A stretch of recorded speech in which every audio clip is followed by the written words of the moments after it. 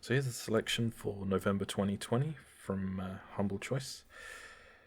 Some decent games in Darksiders, Tsioque, and Little Misfortune, but the rest of it is pretty much garbage. It depends on your point of view, obviously. Some of these games appeal to people more than others. If, like me, you have a lot of unplayed games, then your time is kind of worth something, and these games aren't worth your time. So for each of these games I will show what the install size is for anyone who's interested. Without further ado, let's have a look at them. War, death, fury, and strife. The four horsemen of the apocalypse. Had I known the new pact would be so exciting, I would have let walls separate my head from my neck then and there.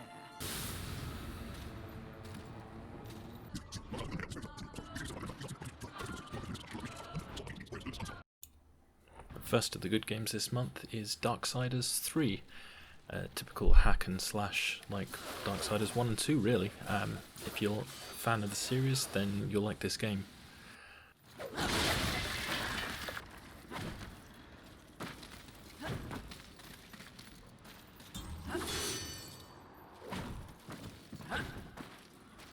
Very early on, after learning the initial fight mechanics, you're introduced to the first and weakest of the bosses, Envy, as you can see here, where you get to practice your dodging and other kind of acrobatics. And once you finish this boss, you're pretty much set for the rest of the game.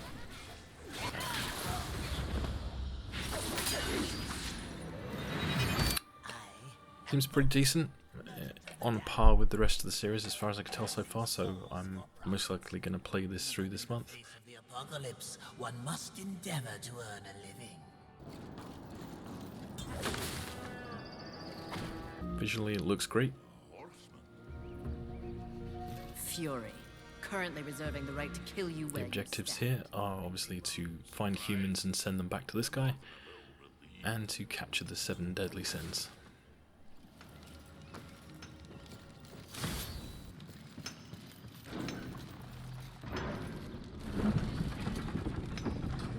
He is certainly committed to his cause. Ulthane, he is blind to what truly matters. Perhaps, yes. If it's the only game that you like this month, I'd recommend maybe just buying it separately somewhere. And he does love the sound of his Somewhere own like voice, CD keys. doesn't Although $12, it's still well worth the money for this he? game. Did you say something? Most of the other games on this month's release are pretty poor though.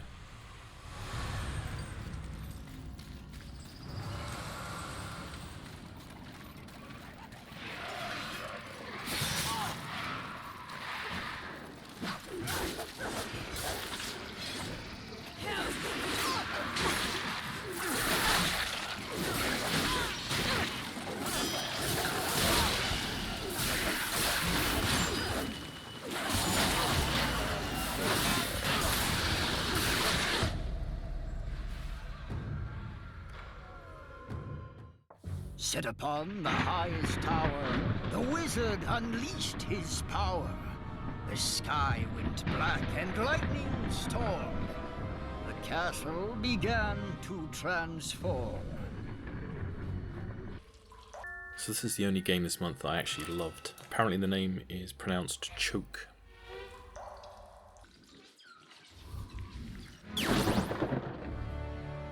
What is all this racket? As you can see, the art style is very much like classic games such as Dragon's Lair, with a very Don Bluth feel to the art style, but it's actually a point-and-click adventure and not a series of quick-time events like those older games were.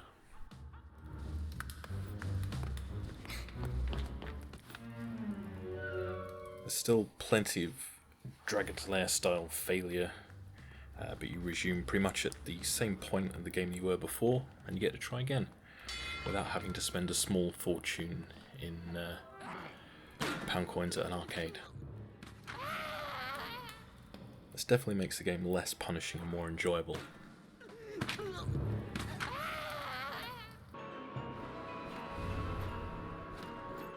Plays well, it looks beautiful, Music's fantastic, and I definitely recommend this as the best game of the pack this month for my money.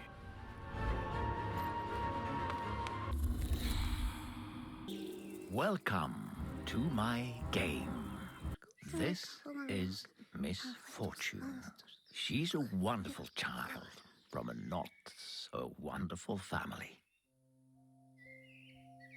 A little sparkle for you, and a little sparkle for you, and a little bit for me. So this is quite a disturbing game. Definitely not for kids. Go quiet.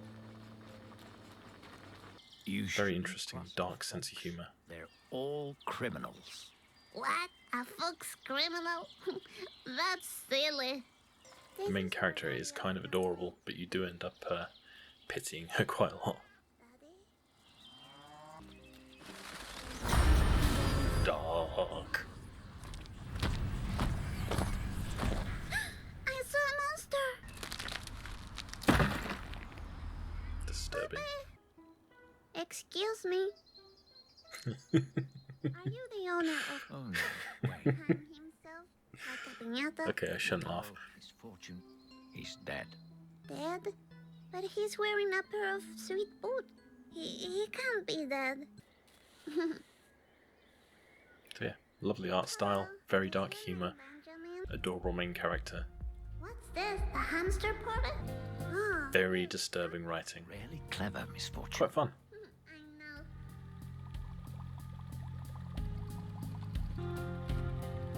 That's a lot of cash.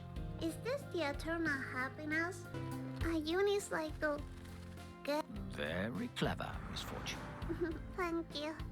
And look, This is the only one of 3 games I'm actually choosing to play this month. The rest, for me, are just poor. Would you like to show me some of your dance moves?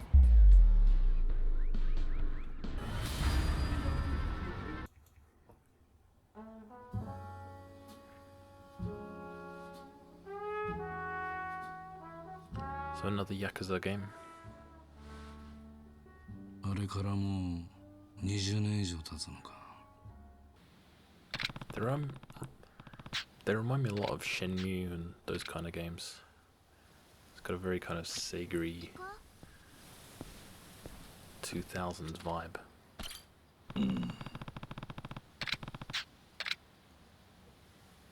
You end up skipping so many cutscenes though that after a while you just keep saying no. ここからはわし一人で。しかし関西の連中に待ち伏せされてい Ambush, た you ら。 say? And fight training.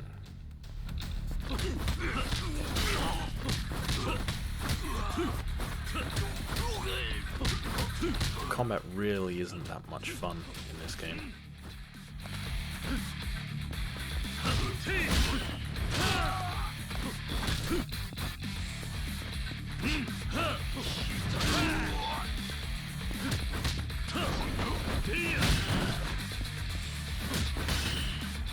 you can see, it's very laborious. And then when you have to find anybody on the map, you end up kind of, I don't want to say walking around in circles, but you end up going into buildings and then it turns out it's the building next to where you need to be and there's no path through it.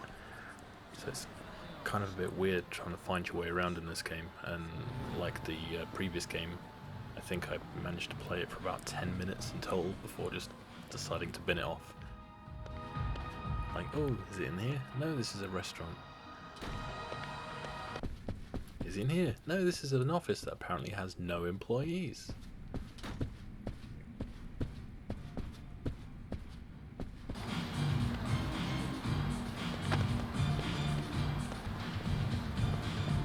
It's like, ah, this is an alley.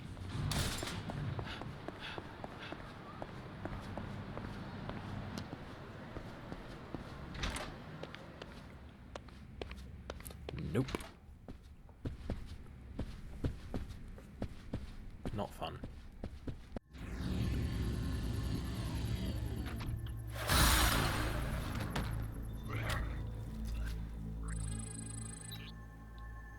Now I do love the art style of this game.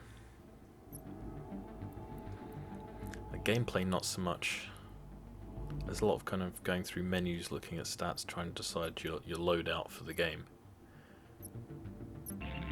which is fine, but then when you actually get to the game, it's like some kind of turn-based strategy. And this is where I kind of zoned out.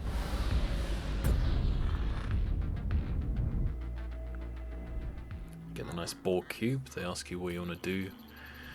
Do you want to loot it and all that kind of thing.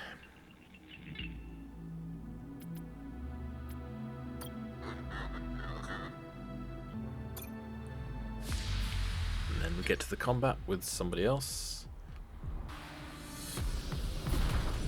And we launch ships. I indicate to attack the other ships.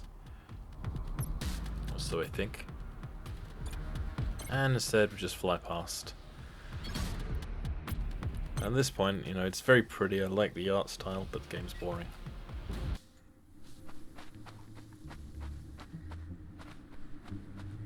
So YouRopa is a cute little platformer.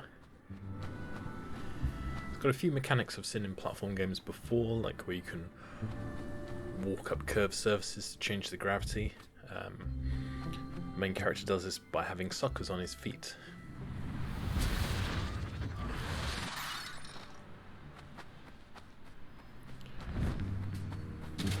There's a number of Unity-based games on Humble Choice this month. This is definitely one of the better ones. Oops. The game gets a lot easier once you change that camera Y-axis. For some reason it's the other way around by default. So yeah, there's a number of puzzles, a number of little different views of things, lots of stuff to collect and find. I did actually find myself getting just a little bit bored with it after about half an hour, so I'm not going to be going back to it. But it's definitely a fun game for the right kind of people. It's very pretty.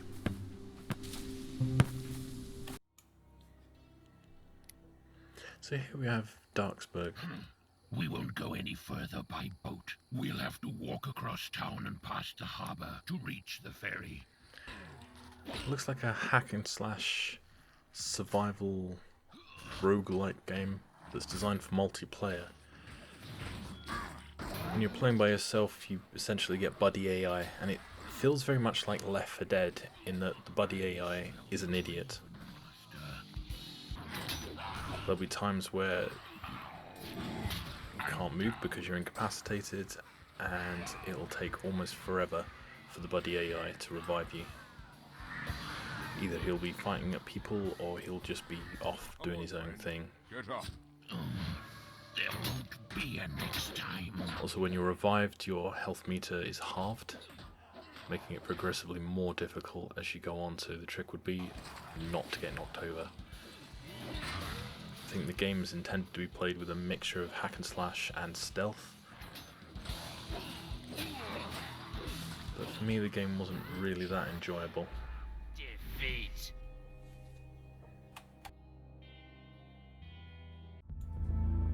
The third game this month with Dark in the title is Darkwood.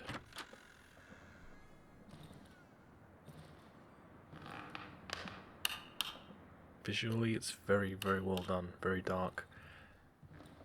It's kind of a survival adventure.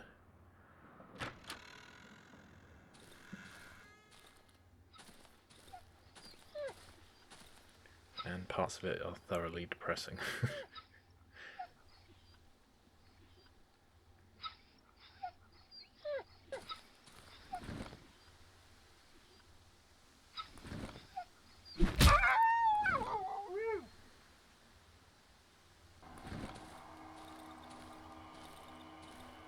There's a lot of creepy stuff going on. There's what looks like the woods is eating people and the land around it. But atmospherically it's great. It's a great creepy thing.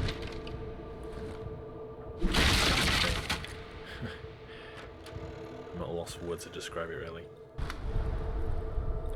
Creepy.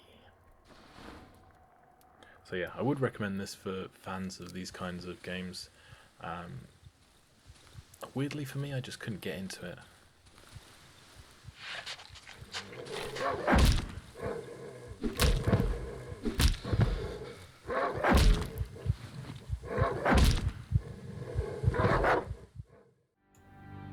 So here we have Imperator Rome. This game, I feel, suffers from bad tutorial syndrome, in that there are so many options and buttons and things in this game that you really need just a smidge more hand-holding when learning the initial things. When you eventually find the objectives tab, each of your objectives has a number of steps to complete those objectives. So when you start looking for where these options are, the objectives tab disappears. So for example, you find the religion tab, and it's telling you need to make some kind of sacrifice, but not exactly how. So you have to then go back to the tab, see that there's a sacrifice thing, and then I spent a few minutes actually trying to find the button that triggered it. There's no indication anywhere, and as you can see from this vastly sped up clip, I spent a lot of time going around achieving almost nothing. And it's not really just a lack of effort, it's very obtrusive. There's a lot of trying to go back and forth. It would be much better if they improved the tutorial so you don't have to spend quite so long just getting used to the basics of the game, really.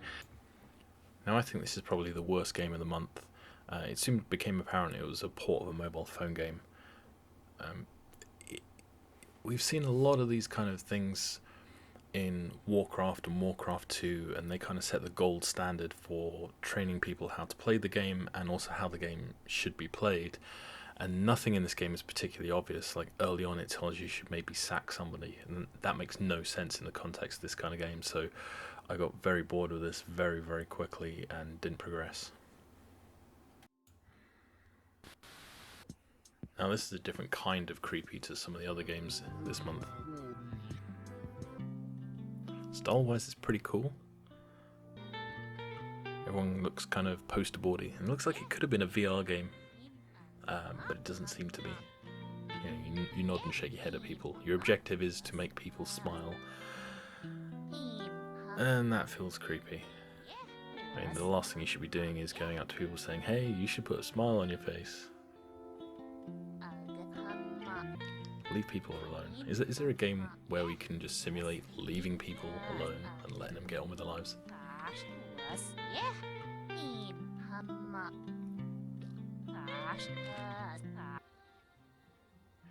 So yeah, it doesn't really feel much like a game, more like a bunch of poster boards put together in Unity.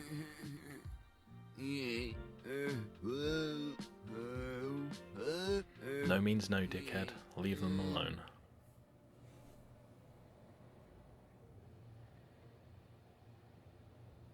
Yeah, no. Uninstall.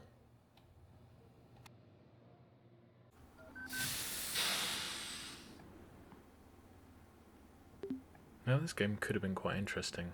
It looks like it may be slightly more fun as a VR game. I'm not entirely convinced though.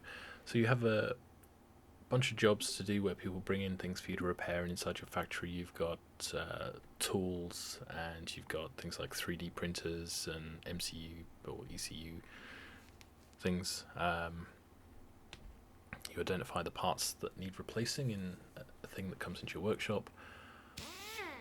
You use your disassembly tools to pull out screws and pull out the parts to replace things like wheels.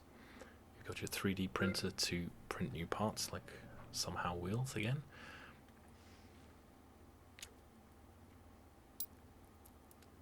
And then you reassemble, and then you just have to reprogram through what looks like a bizarre series of puzzles. And that's it. Job done. Game's not really that much fun to play, to be honest. However, it does have Snake. More fun than the main game. And the last game this month, the DRM free bonus game Torii. At the start it looks a bit like PC music demos that you kind of get on the demo scene.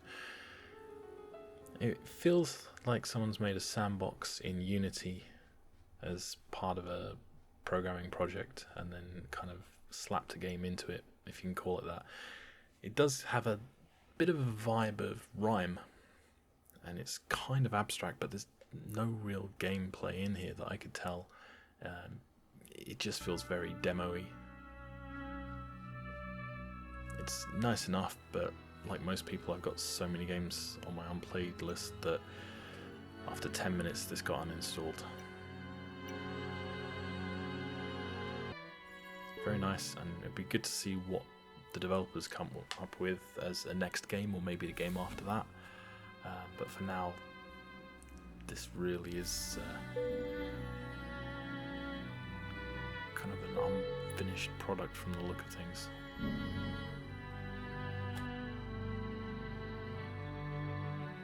So that's it for this month. I'll see you for the December 2020 edition next month. Bit of a dull month. If you already own Darksiders 3, then this is a bust. If not, there's Tsioque and Misfortune as well to kind of pad it out, but the rest of it is very much filler, I'm afraid, in my personal opinion. Obviously, some people may really like some of these games. Some of them may be games that people have worked very hard on. Unfortunately, I just don't have the time to play them.